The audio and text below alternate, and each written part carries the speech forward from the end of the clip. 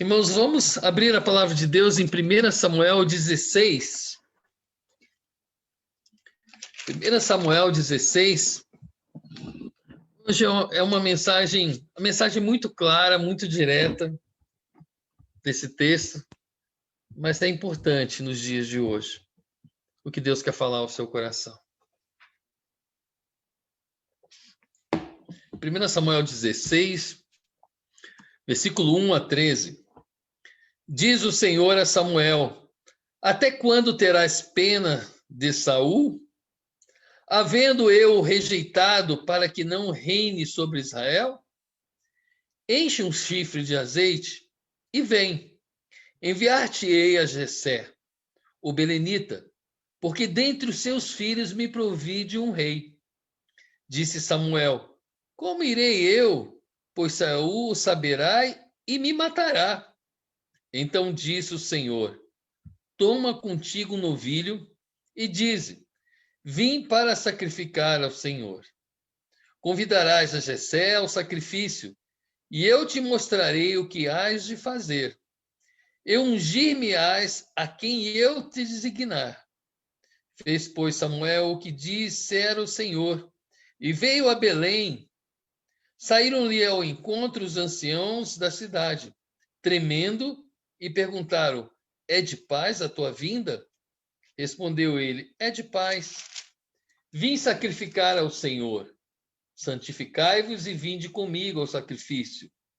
Santificou ele a Jessé e seus filhos, e os convidou para o sacrifício. Sucedeu que, entrando eles, viu a Eliabe, e disse consigo: certamente está perante o Senhor o seu ungido. Porém o Senhor disse a Samuel: não atentes para a sua aparência, nem para a sua altura, porque eu rejeitei, porque o Senhor não vê como vê o homem. O homem vê o exterior, porém o Senhor o coração. Então chamou Jessé Abinadab e o fez passar diante de Samuel, ao qual disse: nem a este escolheu o Senhor. Então Jessé fez passar a Samar, porém Samuel diz: tampouco este escolheu o Senhor. Assim fez passar Jessé os seus 7 filhos diante de Samuel, porém não escolheu a estes. Perguntou Samuel a Jessé: acabaram-se os teus filhos? Ele respondeu: ainda falta o mais moço, que está apacentando as ovelhas. Disse, pois, Samuel a Jessé: manda chamá-lo, pois não nos assentaremos à mesa sem que ele venha. Então mandou chamá-lo e fê-lo entrar. Ele era ruivo, de belos olhos e boa aparência. Disse o Senhor: levanta-te e unge-o, pois este é ele. Tomou Samuel o chifre de azeite e o ungiu no meio de seus irmãos. E daquele em dia o Espírito do Senhor se apossou de Davi. Então Samuel se levantou e foi para Ramá. Queridos irmãos, esse texto mostra um rei que havia perdido a bênção do Senhor, que foi o rei Saul. E o Senhor fala a Samuel, o profeta, o sacerdote. Ele ocupava Samuel era profeta, sacerdote e juiz. Naquele tempo ele acumulava todas as funções. E antes da escolha de Saul, quando Saul foi escolhido por Deus, Samuel deixa a função de juiz, mas continua como sacerdote e profeta. E as pessoas temiam Samuel, porque sabiam que dele vinha a palavra de Deus. Sabia que dele vinha a palavra de Deus. Mas Samuel, mesmo sendo profeta de Deus, o homem temido, ele também temia o rei, pois ele sabia que o rei acabara de perder a bênção de Deus.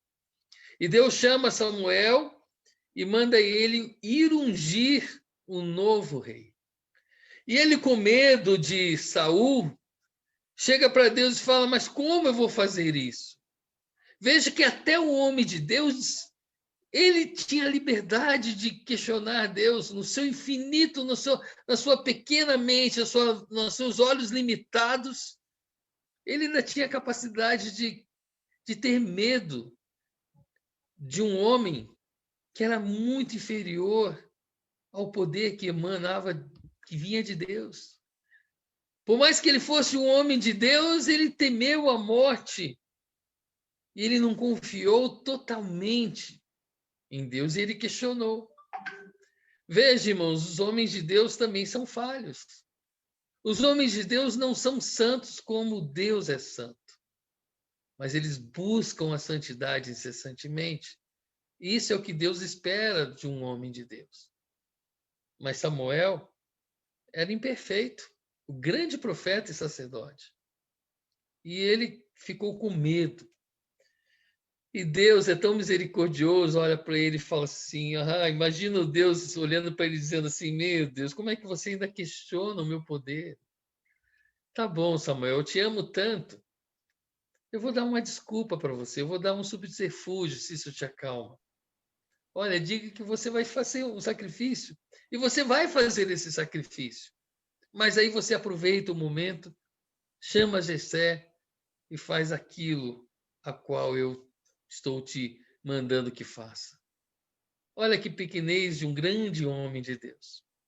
Mas ele foi e obedeceu a Deus. Ele foi e obedeceu a Deus. Irmãos, o que me chamou a atenção nesse texto é que nós homens, olhamos somente a aparência.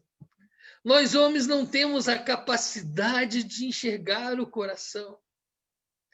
Deus, quando olha para Samuel e vê Samuel questionando, vê Samuel pecando, Deus conhecia o coração de Samuel. Deus olhou no fundo. A gente diz o fundo dos olhos, né? Mas do fundo do coração de Samuel. E Deus, mesmo sabendo da fraqueza, das limitações de Samuel, Deus vai e tem misericórdia de Samuel e faz, tá bom, querido. Se você não confia que eu vou te proteger, então faça desse jeito. Veja Deus olhando o coração, e ele amava Samuel. Ele sabia que Samuel, mesmo imperfeito, ele tinha um coração temente a Deus. E por isso Deus agiu de amor com Samuel. E Samuel vai e cumpre o propósito de Deus. Deus conhecia o coração de Samuel, mas Samuel não conseguia ver o coração das pessoas. Irmãos, e esse texto nos ensina que Samuel fazia acepção de pessoas. Samuel tinha sido juiz, mas muitas vezes ele julgava pela sua visão e não pela visão de Deus. Olha só o que acontece no versículo, assim que ele começa a receber os filhos. Ele começa a receber os filhos de Jessé, e entra o primeiro filho. E diz o seguinte, o texto, que esse filho era alto, forte, vigoroso. E Samuel já de cara fala, o meu trabalho foi facinho, facinho. Senhor, é esse o teu ungido? É esse o teu ungido? Olha como Samuel julgou, como Samuel já foi à frente achando que Deus pensaria como ele pensava, que Deus viria o rei como ele viu. Mas não foi o que aconteceu, irmãos, porque só Deus conhece e enxerga o coração. Irmãos, não é novidade para ninguém que as aparências podem enganar. O grande rei, o grande profeta, e sacerdote, foi enganado pela aparência. E eu e você não somos diferentes. Somos muitas vezes homens tementes ao Senhor, mas que todos os dias somos levados a nos enganarmos pelas nossas vistas, porque não olhamos, não conseguimos olhar o coração. Eu lembro de uma história muito comum, acho que muito conhecida já, principalmente aqui na cidade de Curitiba.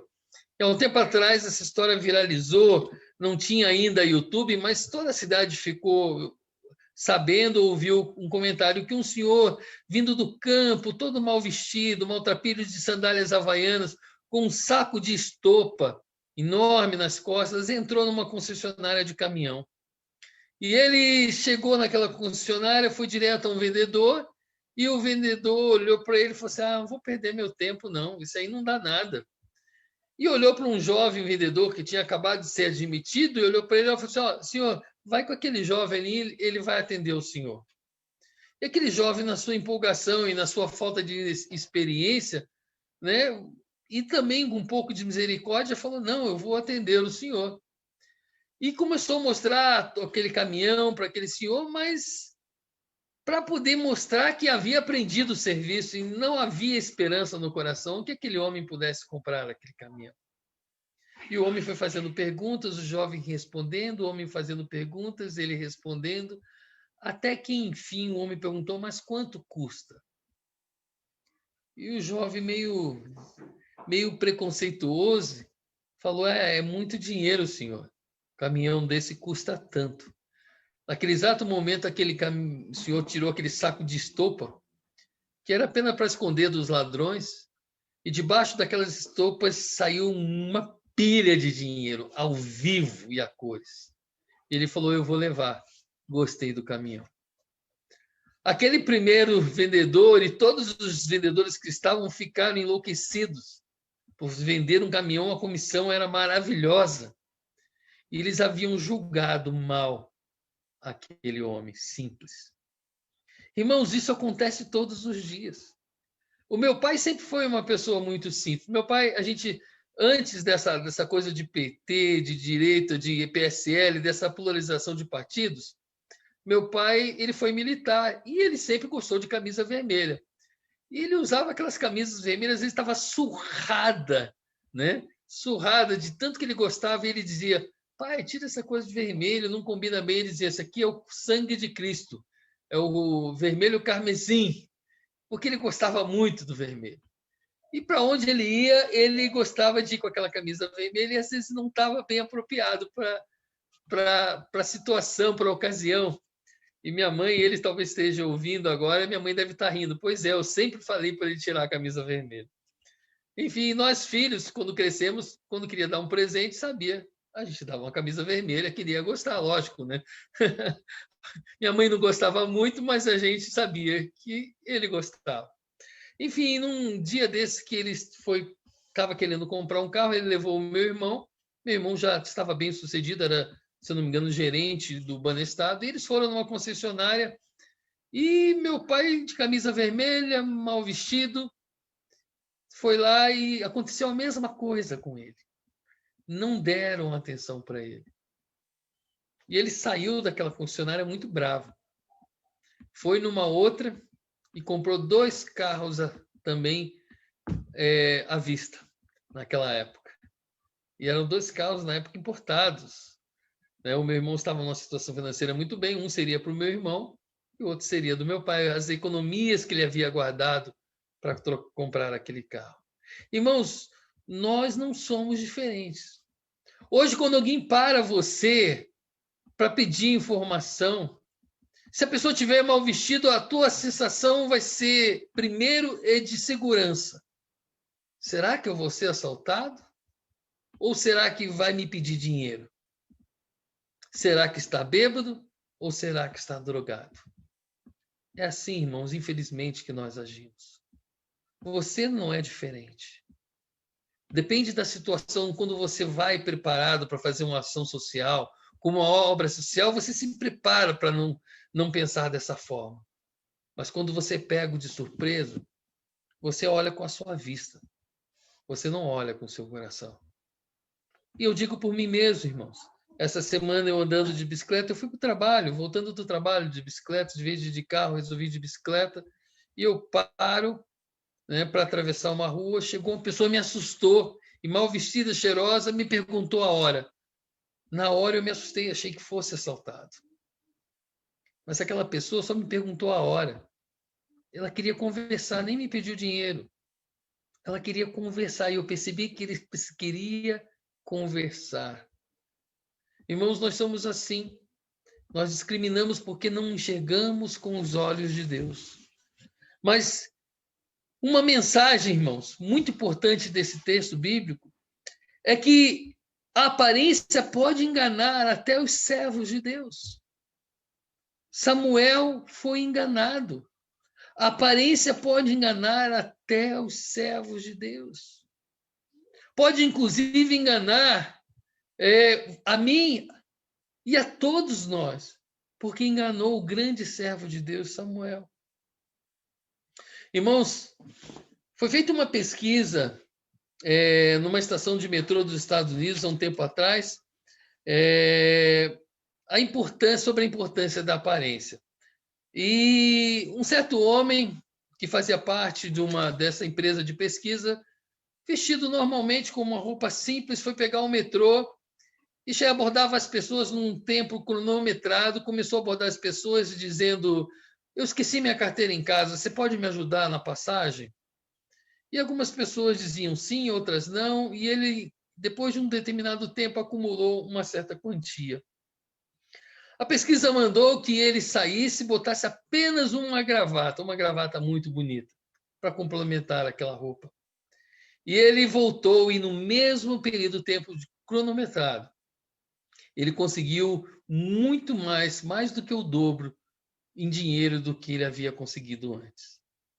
Irmãos, aparência enganam, sim. Enganam você, enganam a mim, enganam até os servos de Deus. Enganam aos servos de Deus porque nós, servos de Deus, irmãos, não temos o coração e a mente do Senhor. Porque se nós buscarmos a Deus, se nós buscarmos ao Senhor, buscarmos a sabedoria do Senhor, buscar a Deus que Ele nos dê o dom do discernimento. Se nós, antes de fazer o primeiro julgamento, orarmos ao Senhor, pedindo que Ele abra os nossos olhos, nós vamos ser cristãos mais justos, irmãos. Nós vamos ser cristãos que agradam mais o coração do Senhor, que erram menos, que pecam menos. A mensagem desse texto, irmãos, é que nós devemos sempre, antes de qualquer julgamento, antes de olharmos a aparência de qualquer pessoa que adentra a nossa igreja, que busca entrar em contato contigo, antes de realizar qualquer julgamento, que possamos pedir a Deus que venhamos a enxergar com os seus olhos, os olhos que enxergam o coração. Pois muitas vezes o Senhor coloca pessoas simples ao nosso redor para que a gente seja bênção na vida deles. E nós não cumprimos a vontade do Senhor, porque nós olhamos a aparência. Uma segunda mensagem desse texto é que a aparência pode enganar até os familiares mais achegados. A aparência pode enganar, inclusive, os próprios pais que são os seus familiares mais achegados. Isso me faz lembrar de uma triste cena em que duas distintas senhoras discutiam na entrada do colégio por causa dos filhos. Haviam brigado na hora do recreio e uma dizia para a outra ao ouvir as reclamações contra o seu filho. Ela dizia assim: isso é mentira. Conheço bem o meu filho. Sei que ele não faria isso. A pobre mãe não podia aceitar que, longe dela, seu filhinho querido era outra pessoa bem diferente. Irmãos, a aparência engana até as pessoas mais próximas, como a mãe e um pai.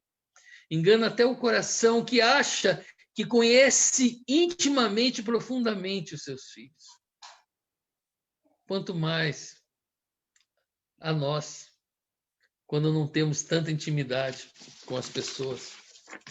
Irmãos, a aparência pode enganar até os pais, mas pode enganar também não só de forma, apenas escondendo as coisas ruins, mas pode enganar também, muitas vezes, a aparência, nos ocultando as coisas boas dos nossos filhos, as coisas boas dos nossos entes queridos. Por exemplo, eu lembro de uma história de um filho que o próprio pai e a mãe julgavam incapazes. Aquele filho era um filho quieto, calado, que não se manifestava, mas numa feira de ciências, o filho foi extremamente brilhante, extremamente desenvolveu um trabalho maravilhoso sem sequer consultar ou perguntar aos seus pais. E quando foi o encerramento daquela feira de ciências, aquele pai e a mãe disseram: eu nunca imaginei que o meu filho fosse capaz de fazer uma coisa assim. Do lado positivo, irmãos. A aparência nos engana não só do lado negativo, mas a aparência também nos engana do lado positivo das coisas. Nós não conhecemos o coração, não temos a capacidade de conhecer o coração e a mente das pessoas. Jessé, o pai de Davi, já sabia que Samuel iria fazer. Provavelmente foi chamando o quê? Os filhos segundo o que ele pensava que fosse o mais indicado para ser rei. Fez passar uma passarela dos melhores filhos, mas não chamou o último, o menorzinho. Bonitinho, sim, ruivinho, mais pequeno, parecia frágil, talvez imaturo para ser rei. Imaturo para ser rei. Pois é, nem os seus pais conheciam. Mas Deus conhecia Davi e sabia que ele seria o homem segundo o coração de Deus. A aparência pode enganar aos homens de Deus, pode enganar os pais, com certeza. Mas a aparência também pode enganar a você e a mim, irmãos. Mas a terceira mensagem desse texto é que a aparência pode enganar a todos, menos a Deus. A aparência não pode enganar a Deus. Como podemos ver nesse texto, a aparência enganou o próprio homem de Deus. Irmãos, os políticos sabem disso e usam a aparência para enganar o povo. Os artistas, personalidades marcantes sabem disso e vivem duas vidas, uma falsa e uma verdadeira. Membros das nossas igrejas sabem disso e enganam suas igrejas e seus pastores, como se isso tivesse algum valor. Pastores enganam as suas igrejas. Marido enganam suas esposas. Esposas enganam seus maridos. Irmãos, precisamos entender que a aparência pode enganar a todos, mas ela não pode enganar a Deus. O Senhor não vê como o ser humano vê. Ele vê o coração, está lá no versículo 7. O Senhor vê os pensamentos e os sentimentos e as intenções. Ninguém pode enganar a Deus. Eu lembro de um amigo que, quando eu trabalhei numa grande empresa chamada Dupont, e eu tinha um chefe, eu era um menino de 18, 19 anos, e nessa faixa de idade, e eu tinha um chefe que tinha um coração muito bom. Aquele chefe era muito amado, pelo menos por mim e pelo outro rapaz, nós éramos em 3 naquele setor. Todos nós gostávamos demais do Zé Roberto, um homem que tinha um coração muito bom, muito amoroso. Mas ele sabia disciplinar quando precisava chamar atenção, pois éramos todos jovens, imaturos, e ele, um homem de mais experiência, ele sabia, mas quando ele fazia com amor. A gente via que no coração dele emanava bondade, mas ele era muito enganado pela aparência das pessoas. Irmãos, o que mais me doía é que, apesar de um coração tão bom, ele era enganado por Satanás. Ele era espírita, daquele fervoroso que ia sempre no centro espírita, que não perdia uma reunião. E eu dizia, Deus, como um homem tão bom pode ser enganado assim por Satanás? A Bíblia diz, irmãos, em 1 Coríntios 11, 14, nós vamos ler 2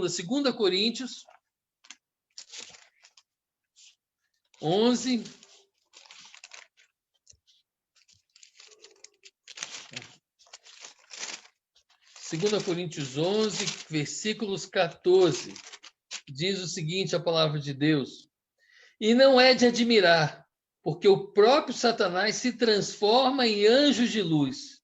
Não é muito, pois, que os seus próprios ministros se transformem em ministros de justiça, e o fim deles será conforme as suas obras. Paulo nos diz e nos ensina que Satanás se transforma em anjos de luz. Ele se transforma como anjo de luz, diz o texto. E a aparência dele é de como um anjo de luz. Mas ele não é um anjo de luz. Ele é um anjo de morte, de sofrimento, de dor. E Satanás enganava aquele meu chefe. Porque aquele meu chefe tinha um coração bom, ele buscava o centro espírita achando que estava buscando a Deus. E eu comecei a falar com ele de Deus. Comecei a falar com ele que a Bíblia diz que Deus amaldiçoa aquele que consulta os mortos. Olha na Bíblia, José.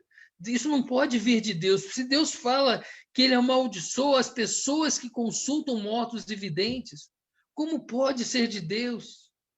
Ah, mas no centro espírita a gente só faz o bem. A gente crê que se eu fizer o bem, eu vou me elevar, eu vou passar, eu vou ter uma reencarnação melhor, eu vou pagar os meus castigos fazendo o bem, e aí eu vou ter uma elevação no meu espírito. Irmãos, ele era uma pessoa boa, e ele procurava o espiritismo achando que ali, por se fazerem o bem, era algo que vinha de Deus. Mas a Bíblia nos diz que Deus amaldiçoa aqueles que tais coisas praticam. E a Bíblia nos ensina que Satanás ele se transforma em anjo de luz. Significa o quê? Que ele aparece para as pessoas como se fosse uma pessoa boa, como se fosse um anjo de luz, para enganar e seduzir aqueles que buscam a luz de Deus. As aparências enganam, irmãos. Não somente os servos de Deus, os pais, a mim e a você. Mas as aparências enganam. Porque muitas vezes, pessoas boas, pessoas que buscam bem, não têm a visão espiritual que Deus tem. Irmãos, devemos buscar essa visão espiritual. Devemos entender que nós vivemos numa batalha espiritual. E que Satanás quer nos enganar, que Satanás quer desviar você do caminho do Senhor. E se ele enxerga que você é um homem que busca, uma mulher que busca o bem, que busca fazer a vontade de Deus, a aparência que ele vai mostrar para você, ele vai aparecer para você como um anjo de luz, mas ele não é um anjo de luz. Irmãos, não nos enganamos, não nos deixemos enganar pela aparência, pelos nossos olhos carnais, pelo nosso coração, que a Bíblia diz que é enganoso. Que nós precisamos, irmãos, entender que nessa vida existe uma batalha espiritual numa outra vida, celestial, que tenta destruir aqueles que seguem, que amam o Senhor. Que possamos buscar orientação do Espírito Santo, irmãos, para não julgar pela aparência, para não tomar nenhuma atitude pelaquilo que nós apenas vemos e ouvimos. E quando falo aparência, irmãos, não é a aparência dos olhos apenas, mas muitas vezes julgamos pela aparência daquilo que nós ouvimos, por mensagens que não são verdadeiras, que não foram bem colocadas e entendemos de forma errada, por mensagens que não foram expressas de forma clara e aí julgamos apenas pelaquilo que ouvimos, sem checar o verdadeiro sentido. Julgamos porque não temos a visão do Senhor, que conhece os nossos corações. Eu queria desafiar os irmãos nessa noite a buscar, a enxergar como Deus nos enxerga, a buscar a orientação de quem tudo vê, que é o Espírito Santo de Deus. Ele tudo vê. Ele conhece o seu coração. Ele conhece a sua mente. Ele conhece até os seus pensamentos antes deles chegarem na sua mente. Pois Deus é onisciente, onipresente e é um Deus que nos ama. Que o Senhor seja louvado. Que você possa guardar essa mensagem no seu coração. Deus nos abençoe. Amém. Amém?